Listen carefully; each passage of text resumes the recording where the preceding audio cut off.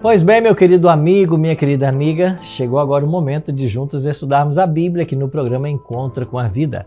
Nesta série sobre Nisto Cremos, o que creem os adventistas do sétimo dia. Agora, antes de avançarmos na temática de hoje, eu quero aproveitar e dizer para você que todas as sextas-feiras aqui no programa nós estamos estudando o tema As Profecias de Daniel. E para você que mora no estado de Santa Catarina, nós temos essa linda revista para oferecer para você.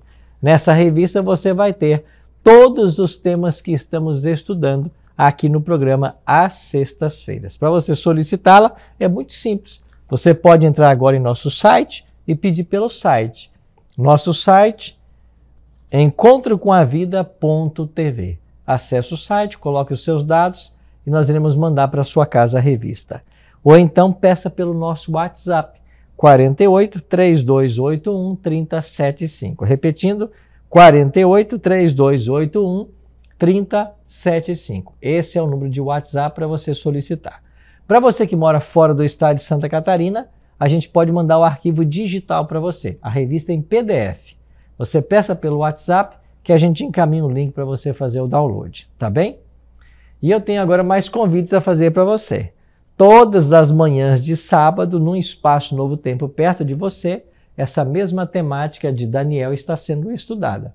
Ao longo do programa vai aparecer aqui espaços Novo Tempo para você poder fazer uma visita para todos nós. Você será muito bem-vindo. Agora, você pode participar também desse estudo Profecias de Daniel de forma presencial.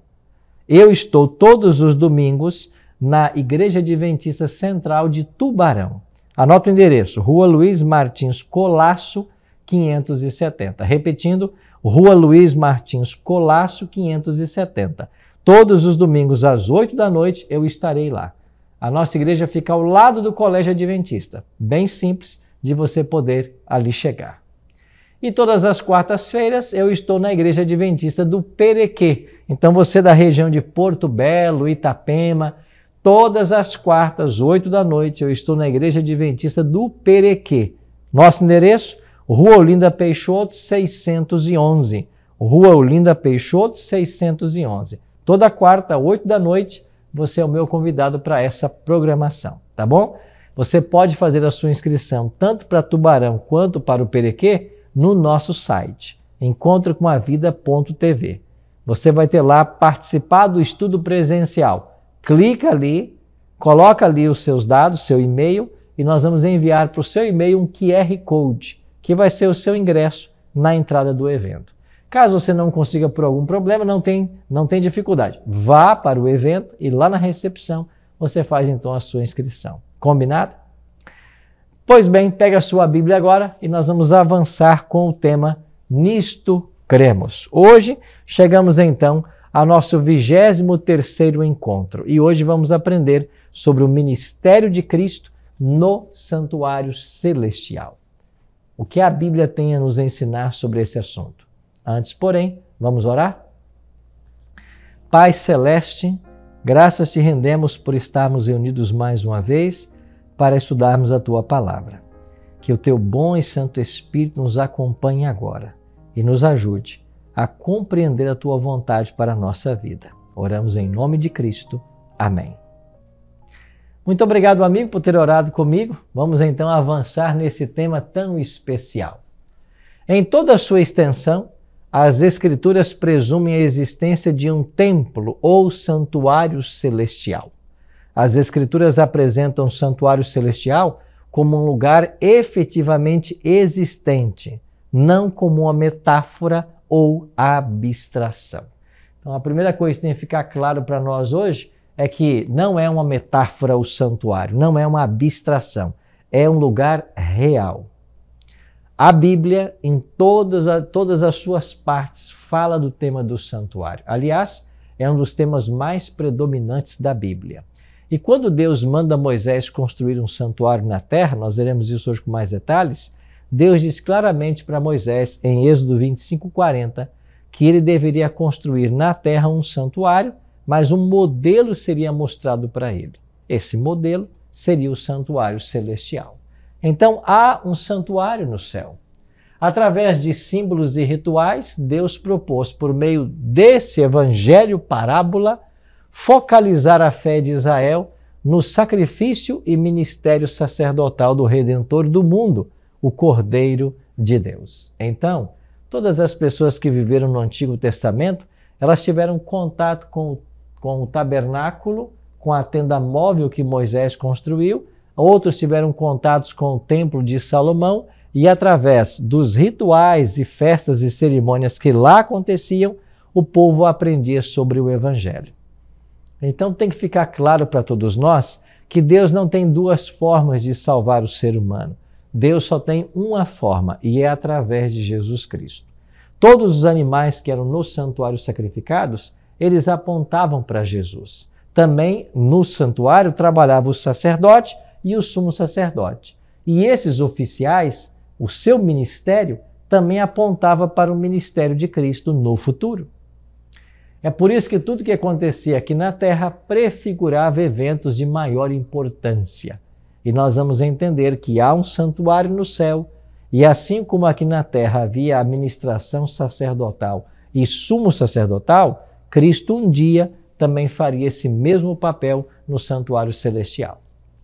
Vamos então avançar e nós vamos entender melhor esse assunto. O santuário ele ilustra 3 fases do ministério de Cristo: sacrifício substitutivo, mediação sacerdotal e julgamento final. Por que que ele ilustra essas 3 fases? Porque Cristo viria para cumprir cada uma dessas etapas. Primeiro, como sacrifício substitutivo. Todos os sacrifícios do santuário simbolizavam a morte de Jesus para perdão dos pecados. O autor de Hebreus, no capítulo 9, verso 22, declara: sem derramamento de sangue não há remissão de pecados. Então, os animais que eram sacrificados no santuário, eles apontavam para o Messias que um dia viria dar a sua vida em prol da humanidade. Quando Cristo veio e é crucificado e morte uma morte expiatória, vicária, ele está cumprindo toda a tipologia do santuário. Então, o primeiro aspecto do ministério de Cristo tem a ver com o seu sacrifício. Como os animais morriam, Cristo também daria a sua vida. A morte de Cristo foi substitutiva e Deus provê dessa maneira um sacrifício expiatório, ou seja, esse sacrifício foi feito em nosso lugar, em nosso favor. E graças a esse sacrifício é que nós podemos ter vida eterna. Um segundo aspecto do ministério de Cristo tem a ver com o mediador sacerdotal. E você vai entender melhor isso agora. O papel do sacerdote, lá em Israel, era chamar a atenção para a necessidade de mediação entre os pecadores e um Deus santo. Revelava a gravidade do pecado e a alienação que ele ocasionou entre um Deus sem pecado e a criatura pecaminosa. Então, quando alguém pecava em Israel, tinha que pegar um animal. Para cada tipo de pecado havia um animal especificado na lei, tinha que levar até o santuário e, na presença do sacerdote, ele deveria então passar por um ritual de perdão. Esse ritual de perdão envolvia primeiro a confissão do pecado. O pecador tinha que colocar a sua mão sobre a cabeça do animal e confessar o pecado que ele havia cometido. Simbolicamente, esse pecado passava do pecador para o animal e o animal agora precisava ser morto, porque ele morria por causa do pecado. Por isso, Hebreus 9, 22 declara que sem derramamento de sangue não há remissão, não há perdão de pecados.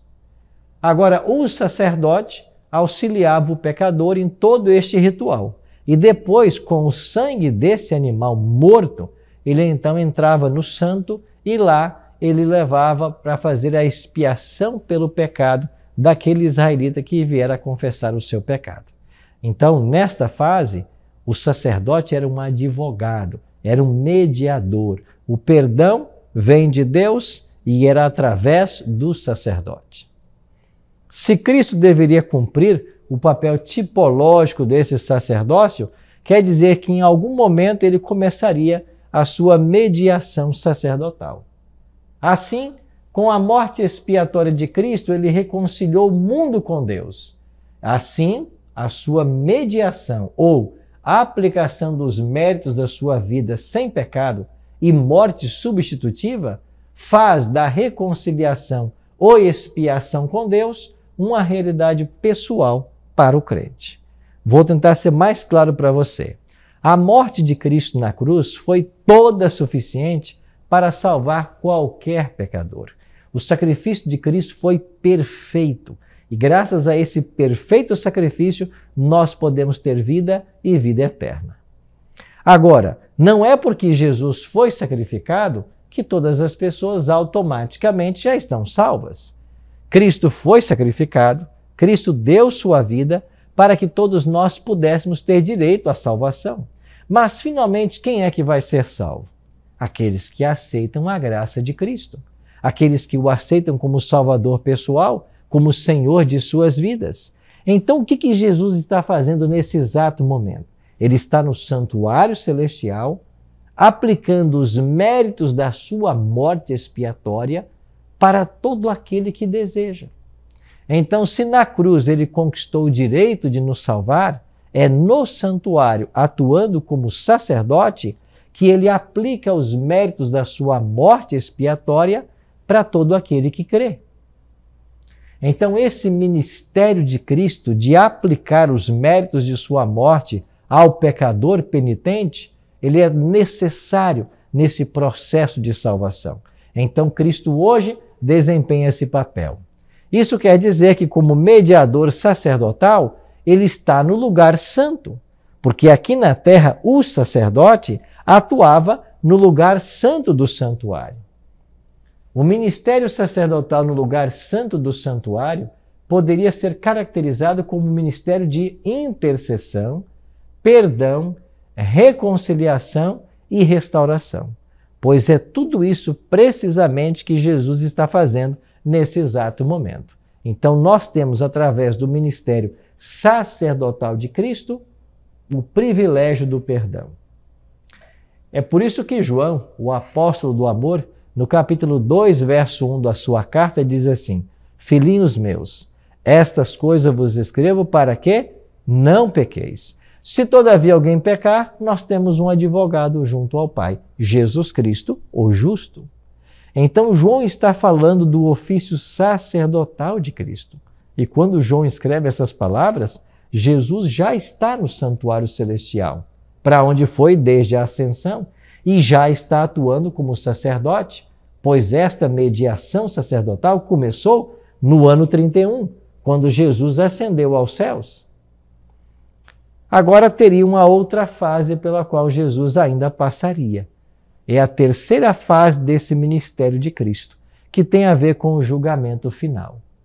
Os eventos do dia da expiação lá em Israel ilustram, primeiro, o juízo investigativo ou pré-advento, o julgamento durante o milênio e o julgamento executivo ao final do milênio. Como nós podemos entender isso? Vamos começar então com esse julgamento final. A segunda divisão do ministério sacerdotal acha-se centralizada no santuário. Essa forma de ministério que focalizava o lugar santíssimo do santuário e que podia ser desempenhada tão somente pelo sumo sacerdote, limitava-se a um único dia do calendário religioso. Ou seja, uma única vez por ano, a mais alta autoridade religiosa de Israel, o sumo sacerdote, entrava no Santo dos Santos, aonde estava a Arca da Aliança contendo os 10 mandamentos, para então executar juízo. Era o assim chamado dia da expiação. Nesse dia, o sacerdote tinha um trabalho todo especial. Passava por 3 fases o dia da expiação: a remoção dos pecados do santuário, a fase investigativa ou pré-advento, o banimento do bode emissário, que apontava para a prisão de Satanás, e o acampamento purificado, que seriam os resultados da terceira fase, a fase executiva. Então, tudo o que acontecia lá em Israel, no dia da expiação, era uma tipologia do que aconteceria no futuro. Primeiro, no trabalho do sumo sacerdote, ao matar um dos bodes, porque eram 2 trazidos à presença dele, quando ele matava um bode, com a mediação desse bode, ele fazia a remoção dos pecados do santuário. Era uma fase investigativa, assim chamada. Já com o bode que ficava vivo, que era chamado de bode Azazel ou emissário, esse bode era banido para o deserto. E ele banido para o deserto, para que lá ele morresse, isso apontava para a prisão de Satanás, que vai durar 1000 anos, segundo o livro do Apocalipse, capítulo 20. E o terceiro aspecto era que o acampamento estava purificado, uma vez terminada a expiação.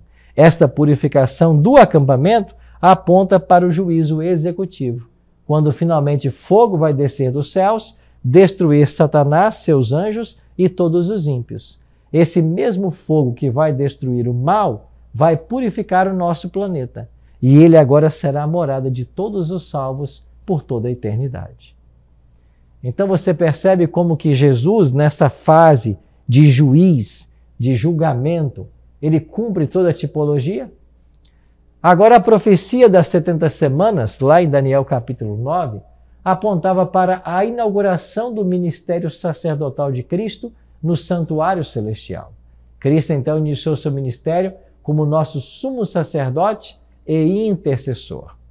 Assim como durante a expiação típica, a purificação do santuário removia os pecados acumulados, também o santuário celestial é purificado pela remoção final de todos os pecados registrados nos livros celestiais. E aqui vale a pena um parêntese.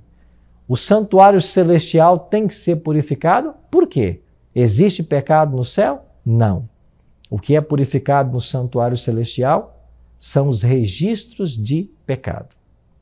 Ou seja, todos os registros que foram feitos contra o povo de Deus, eles devem agora ser apagados. Por quê? Porque nessa fase do juízo, Jesus Cristo vindica pela sua vida santa a salvação e o perdão para seu povo. Então Cristo ele cumpre um papel triplo, uma função tripla. Ele morre como nossa oferta, ele advoga como nosso sacerdote e ele julga como nosso sumo sacerdote. E todas essas ações de Cristo já estavam prefiguradas no ritual do santuário. Então o povo de Israel, ao olhar para o santuário, eles entendiam muito bem tudo o que estava por ali acontecendo.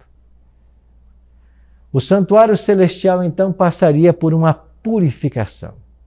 Enquanto o poder simbolizado pelo chifre pequeno leva avante sua obra de perseguição, tronos são colocados no céu e Deus preside a sessão do tribunal nesse julgamento final. A visão de Daniel indicara que o papel de Cristo como nosso sumo sacerdote tornasse especialmente notável no tempo do fim, quando ele começasse sua obra especial de purificação. E quando nós vamos então para a Bíblia, nós encontramos em Daniel capítulo 7, capítulo 8, o resultado da grande controvérsia entre o bem e o mal, e em Daniel 8,14, você vai ter uma profecia falando da data em que o santuário seria purificado. Ou seja, a palavra de Deus já apontava o momento em que Jesus, lá no céu, começaria a atuar no segundo compartimento. Essa profecia de Daniel 8,14 diz que quando se passassem 2.300 tardes e manhãs, o santuário seria purificado. Nós entendemos que essa profecia começa em 457 a.C. e se estende até o ano 1844. Ou seja, no ano 1844, Jesus começou suas funções como sumo sacerdote. Isso quer dizer que quando Cristo começa o juízo, e começa agora a vindicação do caráter de Deus nesse grande conflito entre o bem e o mal. À luz do Calvário, todos os desafios de Satanás serão refutados. Todos chegarão a entender e concordar em que Deus é justo. E muitas pessoas me perguntam, pastor, por que Deus não exterminou Satanás assim que ele caiu em pecado? E eu digo, por um motivo simples. Talvez se Deus tivesse destruído Satanás, pairaria uma dúvida por toda a eternidade. Eu vou ilustrar isso para você de uma maneira bem simples. Imagine você que existe num país a mais alta autoridade, um grande mandatário. E de repente se levanta ali uma pessoa, um cidadão, acusando esse mandatário de haver cometido crimes que certamente levariam ele a perder o seu poder, a sua posição. Mas assim que surgem essas acusações, esse mandatário manda matar a pessoa que o acusa. O problema foi resolvido? Sim. Talvez as críticas pararão, talvez as acusações não mais virão, mas a grande pergunta que todo o país faria seria: essa pessoa estava certa ou errada em suas acusações? Jamais saberemos, porque agora ela está morta. Mais ou menos isso teria acontecido se Deus destruísse Satanás quando ele se rebelou. O universo poderia perguntar: houve uma vez na história que um anjo se rebelou contra Deus. Será que ele estava certo em suas acusações? Nós nunca saberemos, porque ele foi destruído. Para que isso não acontecesse, Deus permitiu que o mal maturasse. Deus permitiu que Satanás demonstrasse finalmente quem ele é. E a história tem mostrado o verdadeiro caráter de Satanás. Assim, quando Deus executar juízo final e destruir completamente os ímpios, o caráter de Deus será vindicado, porque todos saberão que ele foi justo em salvar aqueles que aceitaram e destruir aqueles que não aceitaram. O povo de Deus também será vindicado nesse grande conflito. Ao mesmo tempo em que o julgamento trará condenação ao poder apóstata do chifre pequeno, ele também é empreendido para fazer justiça aos santos do Altíssimo. As criaturas não caídas de Deus não são seres oniscientes, não conseguem ler os corações. Assim é necessário um julgamento antes da segunda vinda de Cristo, a fim de separar o verdadeiro do falso e para demonstrar a justiça de Deus. Ou seja, os anjos, por exemplo, criados por Deus, não são oniscientes. Eles não têm a capacidade de ler a mente das pessoas. Então o juízo vai se estabelecer para ficar claro quem Deus salvará e quem Deus condenará. Não se esqueça que esse juízo é de acordo com as obras. Nós somos salvos pela graça, mas julgados pelas obras. Assim, é tempo de estarmos prontos para os dias em que estamos vivendo. Embora vivamos no soleníssimo tempo do dia antítipo da expiação, não necessitamos temer. Jesus Cristo, em sua dupla capacitação de sacrifício e sacerdote, ministra em nosso favor no santuário celestial. É por isso que o autor de Hebreus faz para nós um convite muito especial. Acheguemo-nos, portanto, confiadamente junto ao trono da graça, para acharmos salvação e socorro em tempo oportuno. Eu e você temos a oportunidade de adentrarmos no santuário celestial, de irmos à presença do próprio Jesus Cristo e por ele sermos resgatados e salvos. O santuário celestial é hoje o divino centro de operação, onde Deus trabalha a salvação dos seus filhos. E é pela fé que nós entramos nesse santuário. É pela fé que nós confessamos nossos pecados a Jesus e Ele do santuário nos perdoa e nos restaura. Sim, meu querido amigo, minha querida amiga, nesse exato momento Cristo está no santuário celestial, olhando por mim e por você.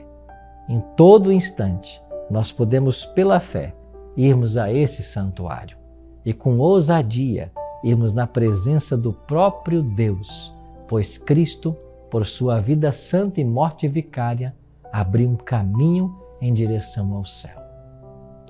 Vamos agora, pela fé, irmos até a presença de Cristo em oração e suplicar a Ele o perdão e a graça? Nosso Pai eterno, muito obrigado pelo ensino da Tua palavra hoje que nos alerta a respeito do momento em que estamos vivendo. É maravilhoso perceber como que Cristo cumpriu todas as etapas do seu ministério e hoje está concluindo o juízo, ao findar do qual Ele voltará à terra para nos buscar. Dai-nos, bom Deus, um dia feliz na Tua companhia e nos prepara a cada instante para a Tua volta. Oramos em nome de Jesus. Amém.